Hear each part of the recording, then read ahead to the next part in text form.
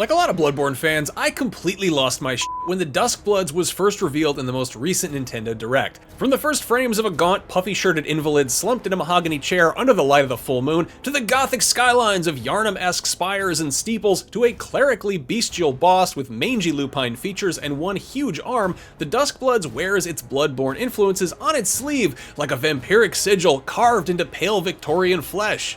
After a decade of fan outcry, FromSoft is finally giving fans what looks to be a spiritual successor to the beloved 2015 PS4 exclusive widely lauded as one of the best games ever made. But unfortunately for some, the operative word here is looks. After finding out what the Duskbloods actually is, my excitement began to diminish faster than my health bar in a poisoned swamp. Unlike Bloodborne and action RPG, the Duskbloods is clearly labeled as a multiplayer action game. The official messaging on FromSoftware's Japanese site describes it as a PvPvE title with online multiplayer at its core, in which up to 8 players will fight among themselves and against challenging foes. Looking at the various reactions around the internet, it's clear that I'm not the only FromSoft fan who was disappointed by this news.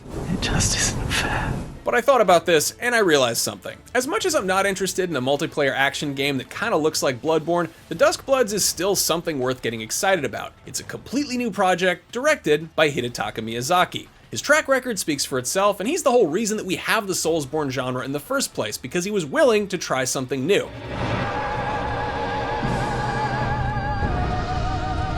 So even though I'm skeptical, I think it's worth giving him the benefit of the doubt, and I'll tell you why. In a Creator's Voice blog post on the official Nintendo site, Miyazaki went into more detail. There are over a dozen characters for the player to choose from, each with their own identity and appearance, he explained. The game has a so-called hub area where players can choose their character, customize them, and enter online multiplayer. Upon concluding an online match, players then return to the hub, at which point they receive some sort of reward, whether they win or lose. Using these rewards, players can further customize their character, and so the cycle continues. If that was all we had to go on, I would write this game off entirely because it sounds like yet another hero shooter shaped cash grab.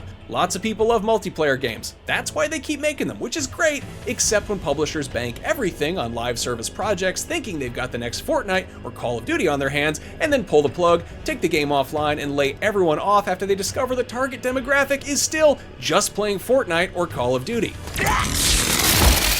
Thankfully, the Duskbloods doesn't sound like it's just checking boxes, but rather thinking outside of them. In the same blog post, Miyazaki elaborated on what makes the Duskbloods unique, stating that online matches are generally last player standing, but there are certain cases where victory conditions differ, like a powerful boss enemy suddenly appearing, forcing everyone to put their differences aside to kill it. Furthermore, players will have their own roles, which are personal goals separate from the overall victory conditions. For instance, if one player has the destined rival role applied, they are tasked with finding and defeating one specific player. Conversely, there's also a destined companion role in which one player must seek out another player and form a bond with them. So everyone's trying to kill each other except for 2 people who are trying to be friends? I don't know, sounds kinda interesting. It remains to be seen how this actually functions in-game, but I'm intrigued. It sounds a little bit like the game Werewolf, in which players have varying objectives, but no one's quite sure what everyone else is doing. Miyazaki notes, quote, "I personally am not much of a PvP person, and I wanted to make something that's satisfying even for players like me. And this, right here, is music to my ears because I am the same way. A lot of people play Fortnite for the straightforward competition, but I always had a good time just scampering around the map trying to do the secondary objectives while avoiding getting murdered by roving bands of 10-year-olds. It sounds kinda like there'll be various ways to score victory points in the Duskbloods aside from just killing everyone else, and Miyazaki notes that some players may prefer to earn points by avoiding direct combat and instead engaging in more opportunistic behavior. How you earn points is entirely up to you."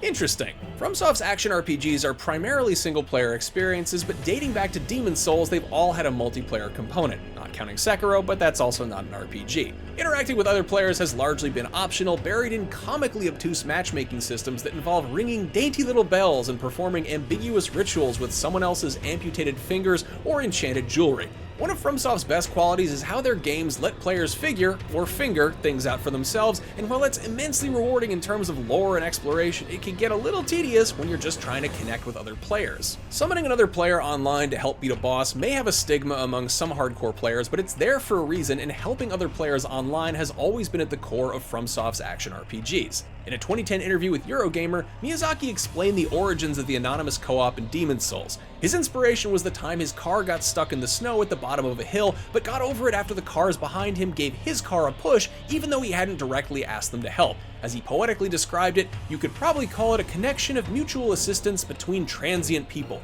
Driving home, Miyazaki wondered how he would have gotten along with these anonymous Good Samaritans if they'd met under different circumstances. Would they be friends, or would they fight? The Duskbloods sounds almost like the inverse of this, like if there was an 8-car pileup and everyone got out of their cars to argue, but then 2 of the people realized they went to high school together and were old friends, but then a grizzly bear showed up and everybody put their differences aside to try and scare it off. Bear in mind, no pun intended, this is rampant speculation about a video game coming out in 2026 based on statements Miyazaki made 15 years ago, so take it with a pinch of spirit ashes, if you will. PvP is a contentious topic among Soulsborne players, and one criticism regularly leveled against it is that it's not properly balanced. And yeah, no FromSoft gives players an immense amount of freedom to craft different builds. For instance, Elden Ring has 414 weapons and 714 pieces of armor, all of which can be upgraded and modified, and all of which scale depending on how you've assigned skill points to one of 10 starting classes across 8 different stats, and that's not even factoring in talismans, runes, items, or whatever else I'm forgetting. If you can do the math to min-max a lightning perfume bottle profit build, you can probably run the numbers on how much time and money it would take to fine-tune Elden Ring's PvP enough to make everyone happy. The Duskbloods will have some degree of character customization, but that's the customization of a handful of pre-made characters. The fact that the game is described as action, and not action RPG, suggests to me that figuring out what your character can do will be a lot more streamlining than futzing around with granular upgrades in a big spreadsheet. It's worth pointing out that Elden Ring Night Rain's player progression has been streamlined in a similar fashion, with stat points being automatically allocated. It might be constricting for some fans of build crafting, but it means that players can get into the action faster, and FromSoft has less variables to account for in order to create a balanced experience. It's hard to talk about the Duskbloods without talking about Elden Ring Night Rain, and that's tricky since Night Rain hasn't actually come out yet. Still, a lot of people have formed opinions based on a recent network test, and what's been shown is likely indicative of Night Rain's basic gameplay loop, but it's not fair to assume that the Duskbloods will follow suit just because it's a multiplayer game. In fact, the messaging kinda got buried, but Night Rain isn't entirely a multiplayer game by default. The network test was just there to test that aspect of it, but supposedly Night Rain can be played solo, which I imagine will sit a lot better with a lot of folks. After all, even when you summon other players for co-op in Elden Ring, a lot of them insist on playing solo. The fact that Night Rain is connected to Elden Ring and not an entirely new property is a double-edged sword. On the one hand, Elden Ring sold almost 30 million copies, so you can't really fault Bandai Namco for wanting to cash in a bit on name brand recognition. At the same time, familiarity breeds contempt, and while there's definitely some new stuff showing up in Night Rain, there are also a lot of recycled elements and systems. That means less of a lift for the devs and less of a learning curve for returning players, but it also doesn't have that same new car smell or sense of mystery. Seeing a post-launch roguelike remix of a popular game as DLC is pretty common these days. God of War Ragnarok, The Last of Us Part 2, Assassin's Creed Valhalla, Far Cry 6, Hitman World of Assassination, and even Splatoon 3 have all gotten modes that chop up their mechanics and systems and enemies into a randomized roguelike format. It's sort of like taking a bunch of Thanksgiving leftovers and making a casserole once you've exhausted all the conventional meal configurations involving turkey, stuffing, and mashed potatoes. And I don't mean that as a slight against roguelikes or casseroles, it's a creative reuse of stuff you got lying around. Let us eat. To circle back to my original point, giving the Duskbloods a chance because Miyazaki's in charge, it's worth noting that he's not in charge of Night Rain. That's being directed by Junya Ishizaki, a FromSoft veteran who's been around since the original Dark Souls and acted as battle director for Elden Ring, which is not only an objectively awesome job description, but one that he obviously performed with flying colors. The last time Miyazaki let someone else take the wheel of one of his properties, we got the infamously divisive Dark Souls 2. I don't bring this up to throw shade at Night Rain or Mr. Ishizaki, but rather to point out that the reason Miyazaki stepped away was to establish a whole new universe, which was Bloodborne. And now, he's stepping away from Elden Ring to work on the Duskbloods. I give you my blood. Narrative tends to get backburnered in multiplayer games, but you could also argue that's the case in a lot of FromSoft's games. It's definitely there, you just have to seek it out, which is one of the best parts of them. Miyazaki assures the Duskbloods will continue the tradition, saying, "One thing I love doing in any game I direct is leaving fragments of lore and world-building details, allowing the player the fun of using their imagination to make connections." However, he does note it'll be a little different from previous titles, and these fragments will be found through character customization items, and equipping new gear will reveal a piece of information regarding the world world and its unfolding story. A video game where you gotta read the item descriptions to figure out what the f is going on? What's next, Miyazaki? A VR adventure game about fairies solving mysteries in a boarding school? Oh wait, you did that? Never mind, carry on, sorry. Aren't you excited?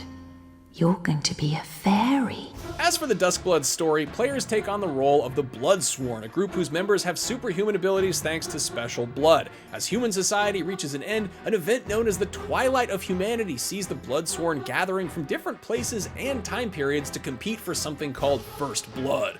So it sounds a little bit like the Quickening from Highlander, but with vampires, and also a bunch of other weird. There can be only one. Some of the similarities between the Duskbloods and Bloodborne are viscerally heavy-handed, which I have really no problem with. What I'm really excited about though is the stuff that sticks out because it doesn't look like anything we've seen before. There's a robot with a jetpack. There's an oddly futuristic looking monorail. There's a guy turning into a dinosaur that looks like one of those inflatable suits. There's the moon from Majora's Mask. And most importantly, there's this frog. I love that frog. I'm as impatient for FromSoft to make another Soulsborne as the next tarnished, ashen, chosen, curse-bearing hunter, but I also support Miyazaki trying something new because at the end of the day, he knows a hell of a lot more about making video games than I do, so I'm willing to let him figure it out for himself. There are plenty of things that can still go wrong with the Duskbloods. Online multiplayer games live and die based on how many people are playing them. Will that be an issue when this one is exclusive to one console? It's kind of a big barrier to entry if the Nintendo Switch 2 costs $450, but it might be even more expensive than that for a lot of people due to complicated geopolitical factors. Gentlemen, you can't fight in here. This is the war room. As for the Duskbloods itself, will it retail for $80 like Mario Kart World, or will it be free to play and riddled with microtransactions, or will it be somewhere in the middle? These are all questions that have to be taken into consideration before you can even answer the big one. Is it fun? I don't know, we gotta wait till 2026 to find out. But at the very least, it's got some cool monsters, and if it completely sucks, I'm sure we haven't seen FromSoftware's last single-player action RPG. After all, one of the first things that Miyazaki had to say about the Duskbloods was, this is an online multiplayer title at its core, but this doesn't mean that we as a company have decided to shift to a more multiplayer-focused direction with titles going forward. So, there you have it. What do you think about the current state of FromSoft games? Which sounds more appealing? Night Rain, Duskbloods, or none of the above? Sound off in the comments below, and for everything gaming, Soulsborne, FromSoft, or otherwise, may you find your worth in the waking world right here on IGN.